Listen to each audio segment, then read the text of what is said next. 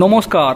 শেখ হাসিনা যতক্ষণ পর্যন্ত বাংলাদেশে ছিল এবং বাংলাদেশে থাকাকালীন বাংলাদেশের ছাত্ররা যে ছাত্র আন্দোলন শুরু করেছিল সেটা নিয়ে ভারতের কিছু বলার নেই, কিন্তু ঘটনা হচ্ছে ছাত্র আন্দোলনের নাম করে যে আন্দোলন বাংলাদেশে ছাত্ররা শুরু করেছিল, পরবর্তীতে জামাত বিএনপি উগ্র মৌলবাদীরা সেই ছাত্র আন্দোলনকে যেভাবে শেখ হাসিনাকে বাধ্য করে বাংলাদেশ ছেড়ে ভারতবর্ষে পালিয়ে যেতে বাধ্য করে এবং যেভাবে বাংলাদেশ জুড়ে সংখ্যালঘু হিন্দু সম্প্রদায়ের জনগণদের ওপর অত্যাচার করা শুরু করে, এখন ঘটনা হচ্ছে তারপর থেকেই বাংলাদেশের এই সমস্ত উগ্রবাদী সংগঠনগুলি কিভাবে ভারতবর্ষের পশ্চিমবঙ্গ সহ উত্তর পূর্ব ভারতের 7 রাজ্যকে দখল করার জন্য উঠে পড়ে লেগেছে।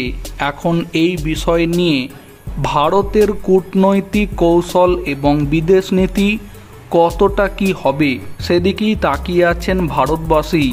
খবর অনুযায়ী এবার যেমনটা জানা যাচ্ছে, প্রাক্তন প্রধানমন্ত্রী শেখ হাসিনাকে আশ্রয় দেওয়ার বদলা নিতে এবার 7 সিস্টার হিসাবে পরিচিত উত্তর পূর্ব ভারতের 7 রাজ্যকে অশান্ত করার দায়িত্ব দেওয়া হয়েছে বিএনপি নেতা তথা প্রাক্তন স্বরাষ্ট্রমন্ত্রী।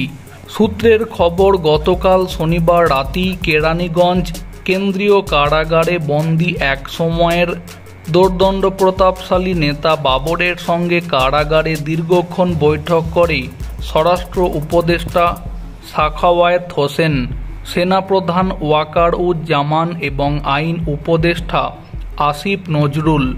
প্রায় 2 ঘন্টার বেশি সময় ধরে চলে বৈঠক। ওই বৈঠকে ঠিক হয়েছে উত্তর পূর্ব ভারতের 7 রাজ্যে অশান্তি পাকানোর ষড়যন্ত্রকে বাস্তবায়িত করতে খুব শীঘ্রই জেল থেকে মুক্তি দেওয়া হবে বাবরকে।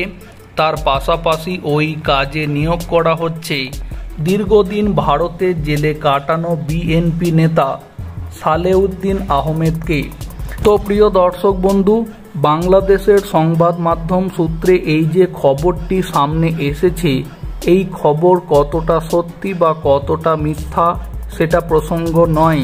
ভারতের অভ্যন্তরীণ নিরাপত্তার কথা মাথায় রেখে এই মুহূর্তে ভারত সরকারের ঠিক কী করা উচিত বলে আপনাদের মনে হয়, কমেন্টে আপনাদের মতামত অবশ্যই জানাবেন। ভিডিওটিকে সম্পূর্ণ করে দেখার জন্য অসংখ্য ধন্যবাদ।